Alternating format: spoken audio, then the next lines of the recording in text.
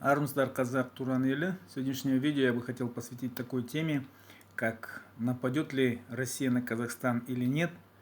Потому что я сегодня увидел видео украинского блогера Натик, которая перепостила видео Армана Шураева, где Арман Шураев утверждает, что Россия не нападет на Казахстан. Ну, я бы, конечно, хотел, чтобы Арман Шураев был прав, а я ошибался. Но в мировой политике, в геополитике, особенно тогда, когда у тебя такой сосед, как Россия, Московия, и где политический режим отличается и характеризуется своей воинственностью, агрессивностью, которая сейчас в настоящий момент ведет войну в Украине, этот путинский политический режим, который очень опасен. Его нельзя предугадать, его нельзя проанализировать. 8 лет тому назад кто бы мог подумать, что Путин нападет на Украину, что аннексирует Крым, Донбасс, Луганск. Ведь за несколько лет до этого тот же Путин и другие российские чиновники громогласно заявляли, что никакой войны, никакой агрессии в Украину не будет, что Украина это братская для них страна, народ. Но мы все видим, что это не так, что их слова это пустые слова, которым верить нельзя. И любой уважающий себя политик, он никогда не будет верить Путину, Лаврову и другим московским политическим деятелям. Так вот, Арман Шураев говорит, что после поражения в Украине у Путина не будет сил, чтобы вести другую какую-либо войну. Но я могу противоречить, критически относиться к этому утверждению Армана Шураева. Почему я это говорю? Потому что мы понимаем, что Московия при Путине это имперское государство с имперскими амбициями, и политическая власть, режим Путина держится на силе имперской мысли. Вот мы, Московия, такая великая страна, нас все боятся, мы вторая армия в мире и так далее, и так далее. После поражения в Украине Путин однозначно будет терять свою политическую власть, потому что правитель в имперской стране после поражения в войне не сможет усидеться на своем троне. Это закономерность любой имперской страны, это необходимо понимать, это исторический факт.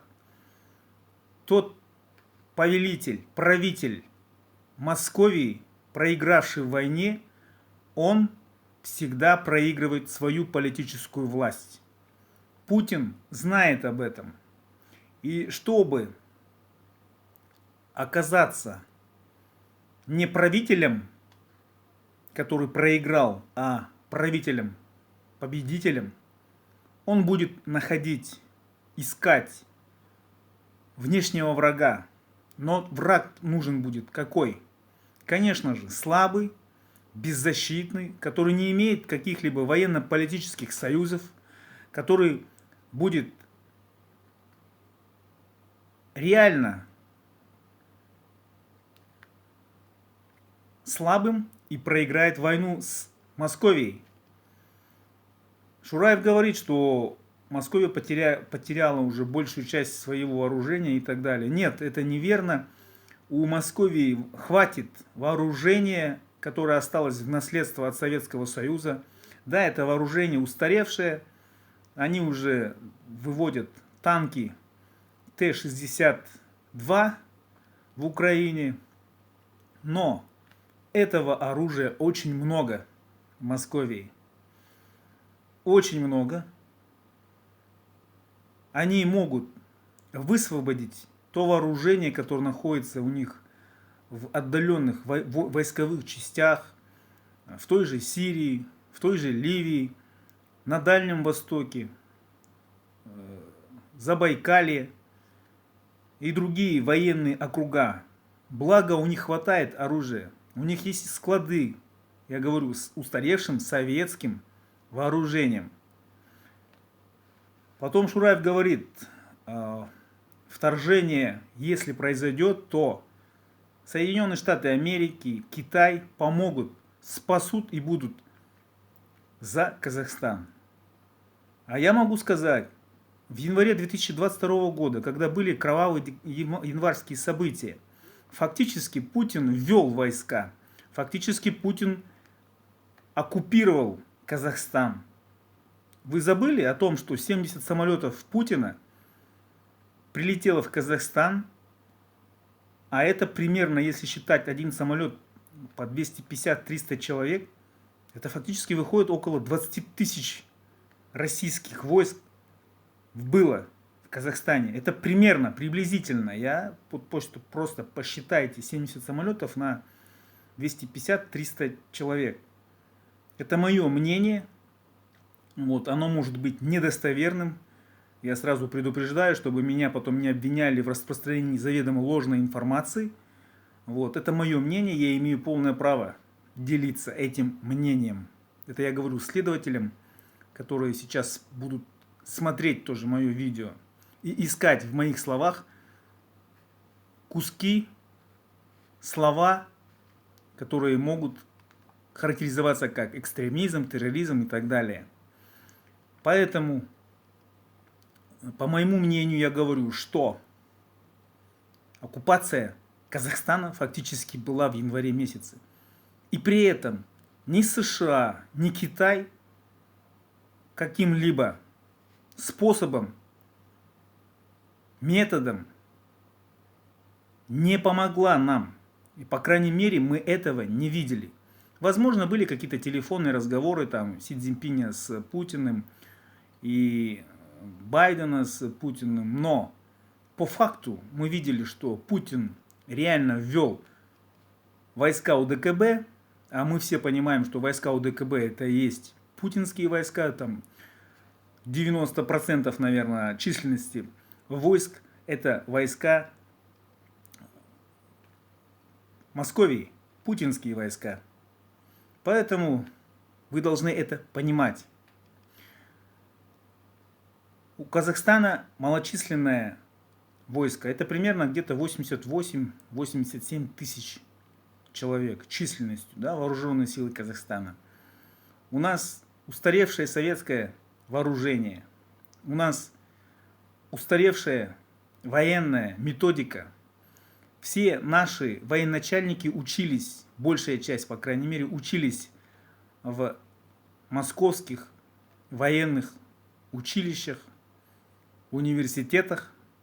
Поэтому я думаю, что наши военные не готовы к масштабной боевой, военной, да, ответной, защитной реакции со стороны, допустим, внешней агрессии.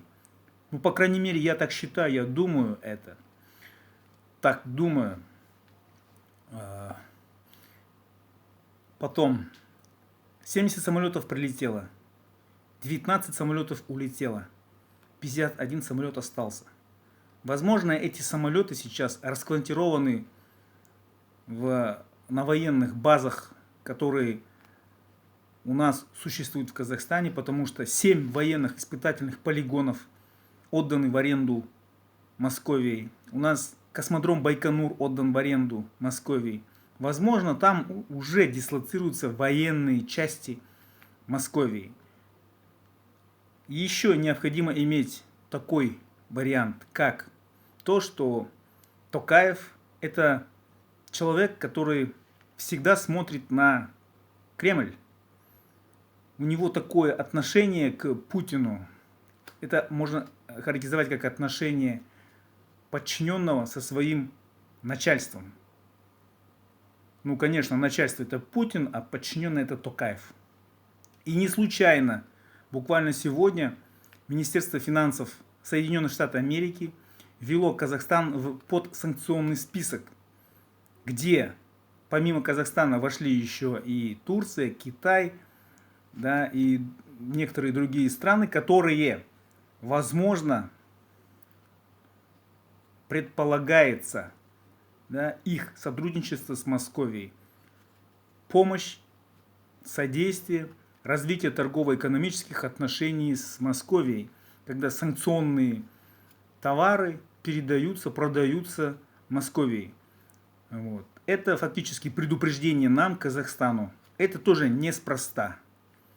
Это показывает о том, что политический наш режим все-таки оглядывается на интересы Кремля. И, возможно, если будет такая ситуация, что Путин решит нанести военные определенные оккупационные действия в отношении Казахстана, то я не исключаю того, что наш политический режим Токаева не будет оказывать какого-либо сопротивления путинским войскам. Такое тоже может быть. Я не исключаю такого факта. И мы не имеем права, вот, поверив этому Шураеву, говорить: вот, все, Московия на нас не нападет. Вы разве забыли агрессивные заявления депутатов Государственной Думы Никонова, председателя комитета по делам образования, науки? Это внук Молотова.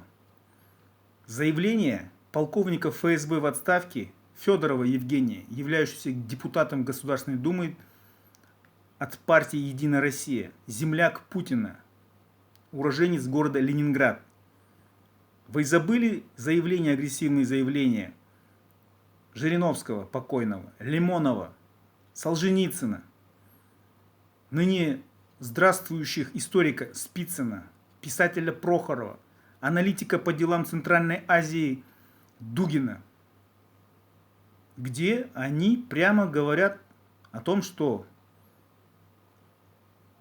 территория Северного Казахстана — это подбрюшье Московии. Поэтому Шураев и другие казахи, которые сейчас начинают расслабляться, думая, что не будет нападения, вы глубоко ошибаетесь. Орысқа сенгенше дейді, өзінің қара айбалта сен дейді. Осындай мақала бар, осындай ой бар. Ата-бабаларымыз бізге қалтырған сондай ой. Осындай оймен жүру керек бізге. Оны түсіну керек, оны білу керек. Поэтому надо держать ухо востро. Надо перетрансформироваться. Надо дистанцироваться от этого токсичного соседа, агрессивного соседа. Да, я понимаю, что Казахстан сейчас может быть для Московии буферной зоной для ведения своих теневых экономических, торгово-экономических связей, отношений с остальным миром через Казахстан. Не зря ведь проходили у них встречи в Минске глав государств, глав правительств. Встреча Токаева с Путиным на Петербургском международном форуме, так называемом международном форуме. Если бы Токаева не было, то это был бы не международный форум, а самый настоящий шабаш, сходняк. Вот там Московия теперь делает курс, да, заявку на курс на Азию и через Азию уже на другой остальной мир. А выход на Азию, конечно, через Казахстан. И если сейчас он проиграет в Украине, то ему нужна будет победоносная война. И эту войну он будет делать, я думаю, с нами. Не с Литвой, которая сейчас заблокировала им, да, провоз товаров через железнодорожные пути. Та маленькая Литва, которая показала кукиш Путину, И Путин ничего не может сделать Литве, потому что Литва является членом НАТО, военного Североатлантического блока НАТО. Он не будет нападать на Польшу, потому что Польша это тоже член НАТО. А Казахстан членом какого военно-политического союза является? ОДКБ? Путинского ОДКБ? Мы не воссоздали военно-политический союз, как это было тысячелетиями у нас, тюркского мира, Туран. А Казахстан является сердцем Турана, сердцем тюркского мира. Многие тюркские народы смотрят на Казахстан, на нас, как на братьев, которые, возможно, в будущем могут спасти их, дать им возможность на независимое развитие, на независимость. Каракалпаки на нас смотрели, просили помощи в недавних событиях, трагических событиях. Но, к сожалению, мы не смогли помочь им. Вот делайте выводы.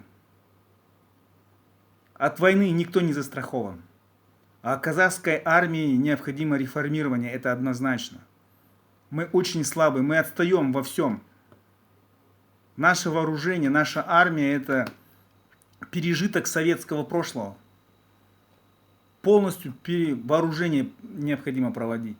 И вооружение должно быть ориентировано на Турцию, на турецкое вооружение, на вооружение НАТО.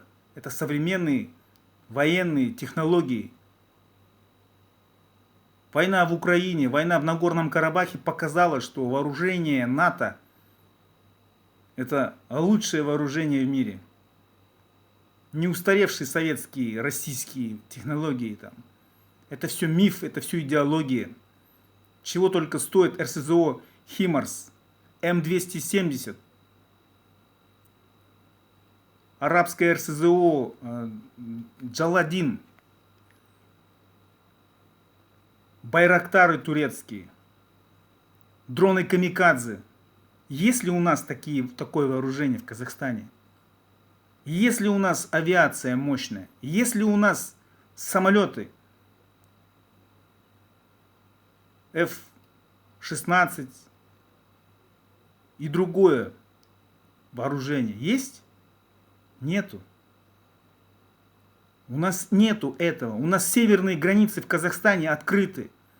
Вот Шураев говорит, нет, не будет войны. Конечно, не будет войны, потому что у нас нету военных частей, соединений, формирований, которые бы могли блокировать, защищать северные границы Казахстана. Они открыты. Назарбаев их открыл. Иди, бери. Хочешь, бери. Вот такой был призыв этого Назарбаева. И самого заявления Путина на молодежном форуме в 2015 году, когда он сказал, что у казахов никогда не было государственности до Назарбаева. То есть, получается, пока жив Назарбаев, я имею в виду, пока Назарбаев был во власти, у казахов могла быть государственность, а после того, как Назарбаева не станет, возможно, ее и не будет. Это не двусмысленно он так сказал. 24 июня 2021 года Путин в одном из интервью сказал, что мы отдали подарки в виде земель, необоснованно много. Кого он имел в виду? И тут же депутат Госдумы Федоров поясняет, что он имел в виду Казахстан. Почему Шураев не говорит об этом? Почему Шураев пренебрегает этим? Арман, хватит людям морочить голову. Я знаю, что ты был заместителем долгое время у Дариги Назарбаевой, пропагандистом, идеологом партии Асар. Вдвоем мы с Даригой пудрили людям мозги, обманывали их. Когда вталкивали их в эту свою партию, марионеточную партию Назарбаевского, партию Асар. И сейчас из себя строишь умника. Если есть желание, давай сделаем дебаты и на эту тему поговорим. Я знаю, ты очень сильный журналист, пропагандист, идеолог. Но мне плевать на это. Я то, что думаю, то и говорю. Я никому не служу, как ты. Я служу казахскому народу, простому казахскому народу. Не олигархам, олигархическим кланам, не этому правящему режиму Токаева. Я служу казахскому народу. Поэтому казахскому народу необходимо быть бдительным. Путину нельзя доверять. Сейчас Путин тебе смеется в глаза, а завтра может просто оккупировать тебя своими зелеными человечками и выдавать паспорт населению Казахстана, жителям северных областей Казахстана. Такое тоже возможно. Нельзя исключать. Нельзя исключать. Нельзя пренебрегать всем этим. Украина тоже 8 лет назад думала, что Россия, Путин никогда не нападет на нее. А что мы сейчас видим? Война 2014 года и война 2022 года, когда оккупированы фактически Запорожская область, Херсонская область, Луганская область, Донецкая область, Крым аннексирован. Вы понимаете, что больше 25% территории Украины уже завоеваны, оккупированы Кремлем. А ведь 8 лет назад они тоже даже не могли думать о том, что будет аннексия, оккупация Украины со стороны России, братской, славянской страны. А кто мы такие для москалей, для Московии, для Путина? Мы азиаты, узкоглазые азиаты с черными волосами, смуглым лицом. Правильно? Или я неправильно думаю? Поэтому думайте, друзья. Меня зовут Аслан Курманбаев, я являюсь лидером движения Туран. Национал-демократ, а Туран – это движение национал-демократов Казахстана. Мы продолжатели дела национал-демократов партии Алаш Алихана Букиханова, Миржакипа Дулатова, Мағжана Жумабаева, Ахмета Байтурсунова. Подписывайтесь на наш YouTube канал. Делитесь своим мнением, пишите комментарии. Казах Туран елі. Алға. Спасибо за внимание.